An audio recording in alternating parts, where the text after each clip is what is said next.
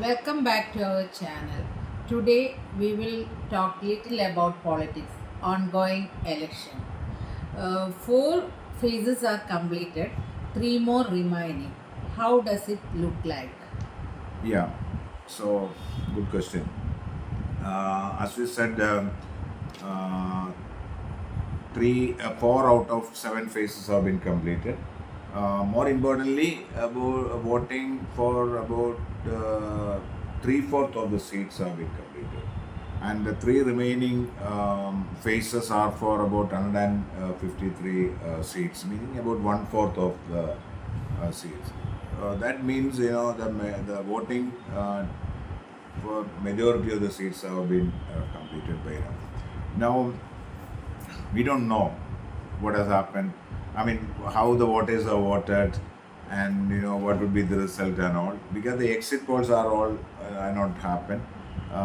See, exit poll can be done only after the completion of the last phase of the voting.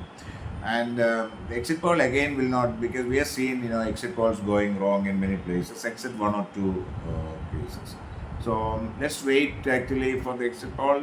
Maybe we'll give an indication. Maybe after a couple of days, we will know. On fourth, we will know um, what would happen. See, now we will just examine couple of things.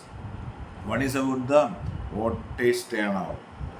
Um, See, the first three phases, the turnout was less than the 2019, and the fourth phase it has increased a bit. Meaning the voting percentage was more than the 2019 voting percentage. So we don't know whether that means it will pick up in the next three phases. Good, but again as we said, it is only for one fourth of the seats. But again that is very important. I mean, 153 seats are really important. But what does that indicate? That's the question. See, now we have seen the voters of the cadre parties like BJP, communist parties, etc., are loyal to the parties.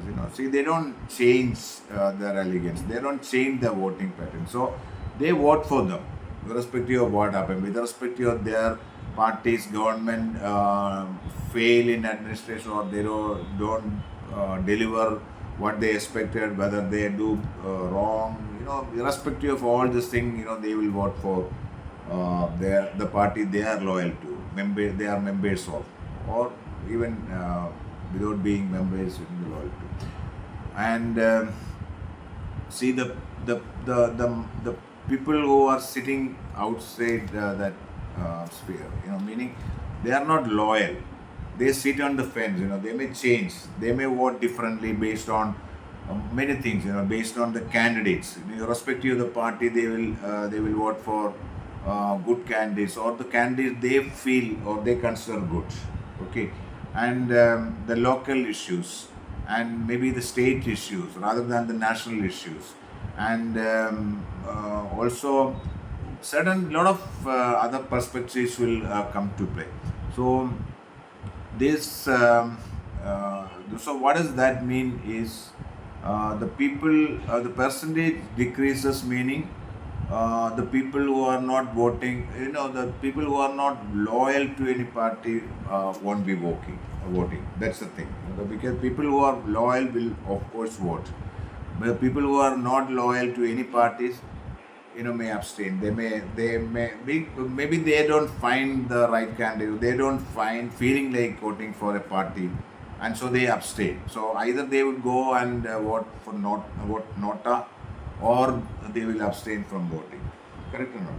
So, but we can still say whether this they will vote for India Alliance or BJP. We don't know. I mean, meaning whether they will, these people who have abstained or who are not voted would have voted for Congress, or whether it would affect BJP, or whether it would have affected the India Alliance and Congress, because these people may like both the parties. I mean, there are people who may like India Alliance, they may like the BJP. So we don't know how that will affect. But mostly the trend is that the the decrease in the percentage of vote normally affects the non-cadre parties. So there is a likelihood that this will have impact, this will affect India alliance. But at the same time, both the alliances are claiming that they would win majority, and BJP is telling they would improve the position. But now they are not talking much about 370 to 400 numbers actually, but still they they are saying they will improve the tally from the last election, and India alliance feel that they will be able to uh, win majority because of the alliance. But the problem is, they would have won. They could have done it better than this. If there was more unity within the alliance. Now, Mamata as TMC is contesting separately, and they say they will support from outside if India bloc wins. But again, that's again for negotiation. This will create a lot of problems. The people don't have the trust that what will happen if they win majority. Whether there will be a lot of negotiation, there will be a lot of discord, there will be a lot of noise around forming the government, who will become prime minister and so on. So this is actually uh, this actually stopping people voting for this alliance. That's the problem. I don't know why this party, as a party, and the party's leaders are not realizing. So they should realize that a chief minister two chief ministers were booked and put in jail, and it can happen to Mamata also. She has a lot of allegations against her. They can easily put her in prison, and still she's looking at very narrow gains, short-term gains, rather than looking at a broader perspective and at a broader view of the things. Because if she is going to be in the jail, or then if the party disintegrates, then what's the use of all this thing? So they should have actually stood united and fought BJP and NDA alliance, so they could make some thing. So now.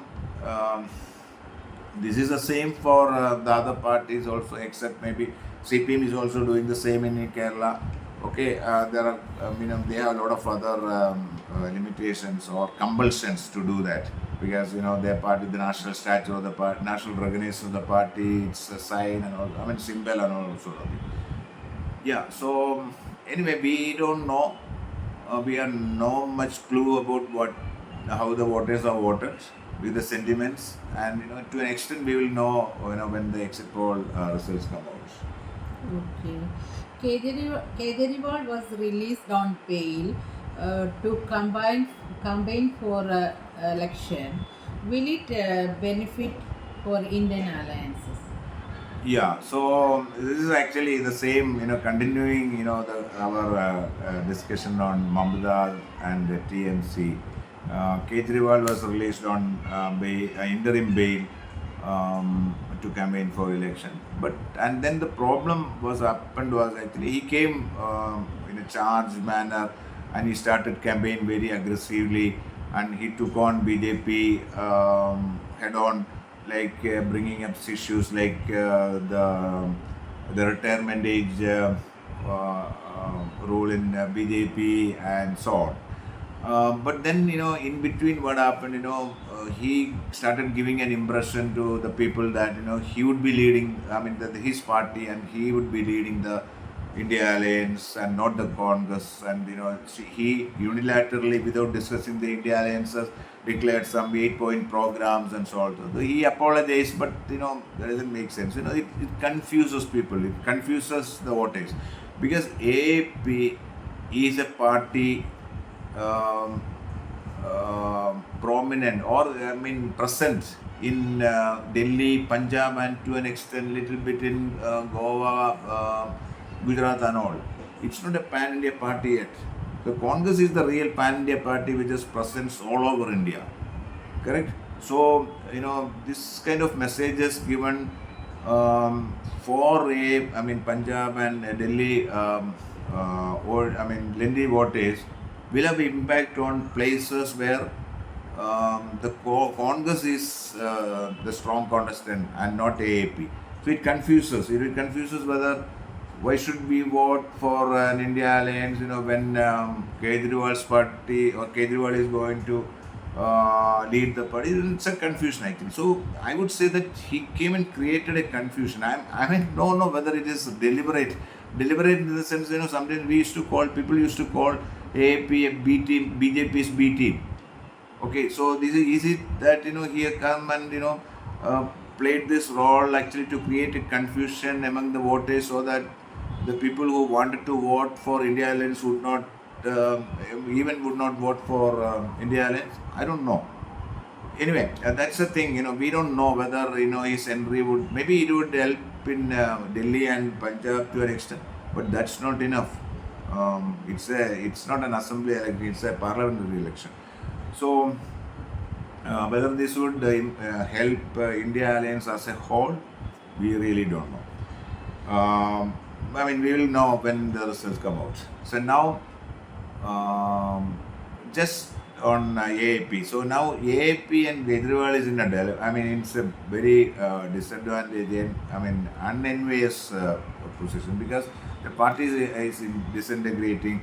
A lot of people are leaving, MLAs are leaving, and recently in other allegations of their Rajya Sabha MP Swati Milavani against the PA of Kejriwal, that she was assaulted, and she filed a FIR. This is actually going to create another problem for the party and the Kejriwal, and this will impact the election. I don't know whether BJP has a hand behind this kind of things at this point.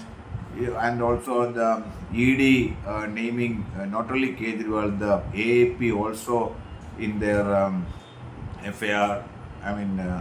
This is they want. See, BJP wants to destroy the AAP as a party, because it's gaining momentum. A lot of people who were waiting for a party without corruption and with new schemes, new agenda, new a party which would give provide a welfare state sort of thing. The youngsters all um, want that or want the AAP to grow and become a pan-India party, and they want to they don't want that to happen, so they want to destroy the party. That's one of the reasons I feel, in spite of all this allegation, this corruption, so on, so also the agenda behind, the swiftness, the way which the agencies are used, and the thing is actually to destroy this party actually.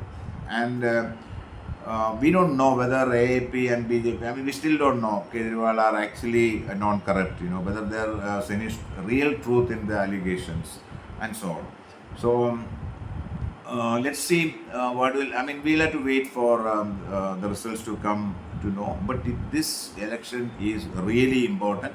It is very important for the country in its future journey. Meaning it's very important for the country whether to see whether it would remain democratic, it would remain secular, it would the minorities would have the same rights and privileges, and whether there would be more harmony in the society, whether there would be reservation for the SCSTs and all, whether there would be any more elections, to be frank, we don't know. Maybe the election the way we knew so far, or whether the constitution would be amended to take away certain rights and privileges of the people. We don't know. We are just guessing actually, but the reason why we have that apprehension is because why BJP is so keen on getting 400 seats. That's their mission. 400. The reason is actually to get two-third majority in the parliament, which would allow them to amend the constitution. Not amend the constitution. They can, even with special small majority. A simple majority they can. But certain amendments can be done. The amendments which are very critical could be done only with two-third majority or some other criteria. So that's the reason. So let's hope. Let's hope not for anybody's win, but let's hope the India would remain as a democratic, secular country the way we knew from 1947. Um, we'll come back with more videos on this, the next phases after the elections, the result, when the results come out on 4th and so on. Thank you so much.